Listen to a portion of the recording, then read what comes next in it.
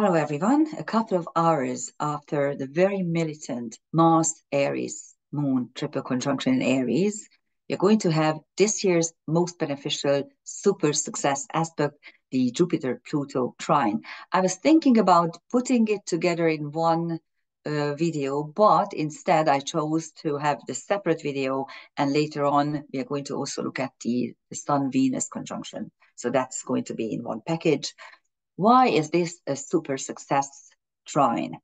Because Jupiter enlarges everything it touches and nothing is ever enough for Pluto. And this is something that has been starting to build ever since Jupiter moved into Gemini, but it is becoming exact on the 3rd. Let's take a look at the London chart. It is going to be exact at very, very, very small hours at 1:41 a.m. London time on the 3rd. So in the very small hours of the 3rd. And as you see, Pisces is rising. So we have a very mellow energy pattern on our ascending function. And on the descendant is Juno. And Juno is the first lady, but also it means it describes meaningful relationship, committed meaningful relationships, and also pacts, covenants, liaisons, and alliances. And on the descendant, of course, it could be a military alliance. So again, it could the previous the Jupiter, not the Jupiter, sorry, the Mars Aries conjunction was exact to the minute, a couple of hours earlier, and that's a very, very militant energy. And so this space-time moment could actually signify in the London chart that London, England, is going to enter into some sort of alliance. So we will see, we will watch the news. And as you can see, the moon is still in Aries. It was just crossing over Aries and Mars. And Mercury is still in Taurus. It's at 29 degrees 34, something like that. Soon it will move into its own sign. But Mercury in Taurus is a slow-moving, slow action communication. So it's still stalled in many, many ways. And you can see that the Venus-Sun conjunction is getting exact. There's going to be a Cazimi very, very, very soon in 1.5 days. And this could be also looked at as a dissolved opposition because Lilith, asteroid Lilith, which is revolt against injustice, is opposite the Jupiter Sedna Mercury triple conjunction. So there's a sextile between them, but it's a little bit more complex if we take trans Pluto also into account. Sagittarius is on the midheaven. It used to be the ascendant, so we are like 6 hours later, kind of about 6 hours later of the exact conjunction. And what is really highlighted in this chart is the Juno on the descendant. And if you look around in the world, we are building up, we are coming towards the European election. You English are not really you no longer are an EU member. Good for you. You managed to escape the monkey cage, but you will have a general election, which is quite fascinating because the Tories are in for a big, big fall, no matter they deserve it in any sense. And the Labour is coming up with huge numbers. And everybody was asking the question, why? Why did Rishi Sunak choose... First of all, why did he choose the 4th of July? It's a funny date, but the energy pattern is quite interesting. We are going to look at it, I promise you, if I have time. But at the same time, we Europeans, the rest who remained in the monkey cage, we are going to have an election on the 9th. So all this militant energy and all this super success energy, which is linked to the militant energy, and also the Jupiter, Jupiter Pluto super success, and also the Venus Sun minor or lesser success, lesser luck. These are all included in the space-time moment. Look at the date. Why did I say May? It's June, of course. Why did I say May? Oh, what an idiot. June. June 3rd, of course. The June 3rd, so we are again, I make this mistake whenever we are still in May, and I'm recording this, of course, at the end of May, and I put that date in the wrong time. So it's May, not May, but June 3rd, sorry. I won't, sometimes when I make such a mistake, then I just discard the whole video and start all over. The problem is that I don't have time at the moment, because my school, Clearbrook College of Parapsychology and Alternative Medicine, which is located in Budapest, Hungary, we are having the final exams, which is always a lot of hard work and a lot of stress. And also I'm doing a couple of summer workshops here in Budapest, so I'm completely swamped. So I apologize for the mistakes I'm making all the time. So anyhow, so this is the Jupiter-Pluto air trine and the London chart. So let's take a look at the highlight. And here you have a mutable air engine. And also, well, actually, you have a doubly dissolved opposition. You can look at it in this way, because what the opposition says, this is the Lilith, asteroid Lilith in Sagittarius, revolt against injustice, opposite the triple conjunction of Mercury, Sedna, and Jupiter. Jupiter enlarges everything it touches. Sedna tells you to rearrange stuff that is not working. Also, it's creation through dissection.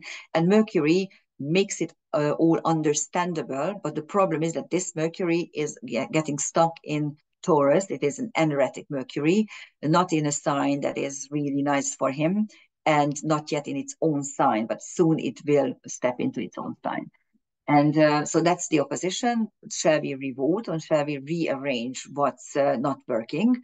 I suggest I suggest actually both.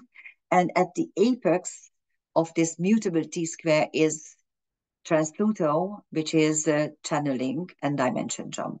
This is what we need to do to understand the space-time moment.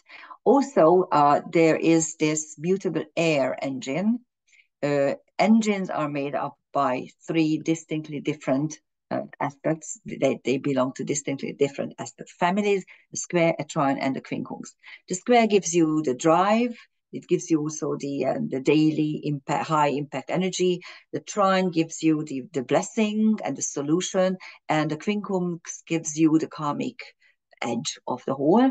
And this particular one is a mutable air engine. So mutable air is, of course, the Gemini. So it's Gemini. It has a Gemini flavor. Everything is moving, everything is fluffy, and everything is filled with information.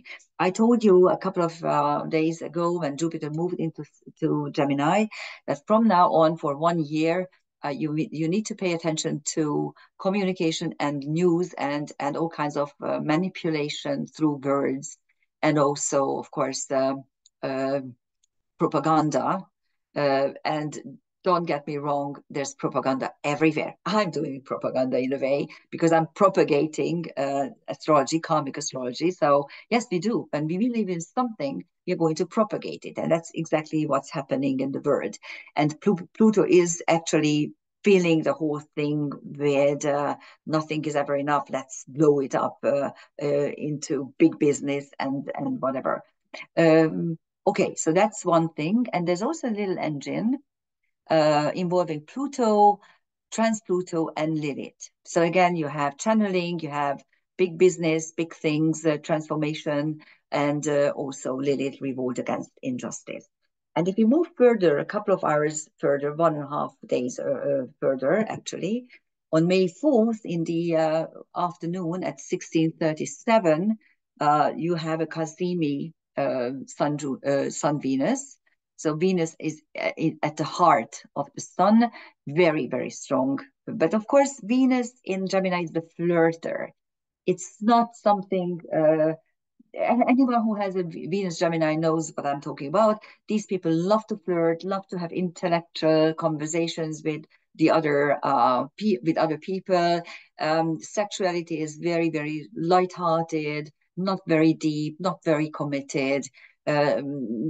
Yes, so that's what it is. And since Venus rules not just love, but also money and financial situations and security and well-being, It is now infused with the energy of the sun, so you can do some things about it. If you take a look at the London chart, and here I did not look at transcendental objects at all, again, because it's almost the same as what we saw on the second. So it's really nothing has been moving too much.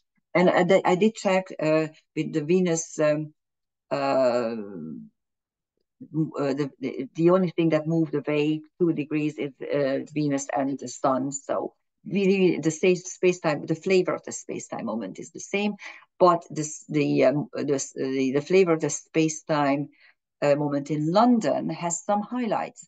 Uh, Australia, the karma breaker, is on the midheaven. Yes, you have the chance to break old embedded karma for the future. So the sun is ruling the midheaven, so we can be the maker of our own destiny.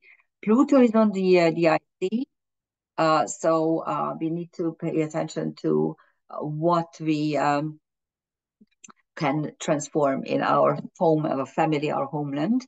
And the very militant Mars Aries, which is still very tight, is on the descendant. And again, this is the second hint that England, Great Britain might enter this war in a more obvious militant form.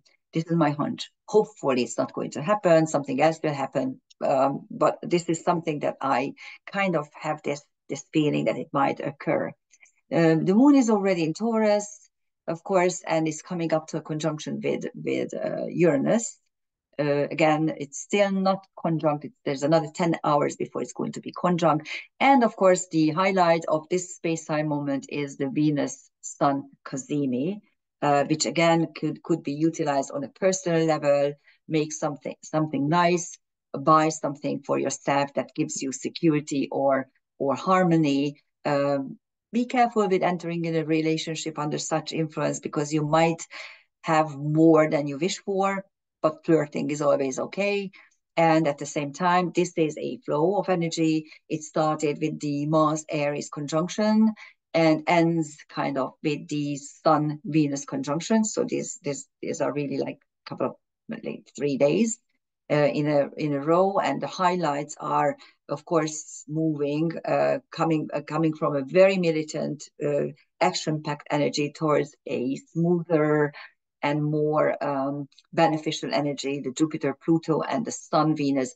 But in the London chart, you do have the militant flavor, you do have the fighting spirit at the same time.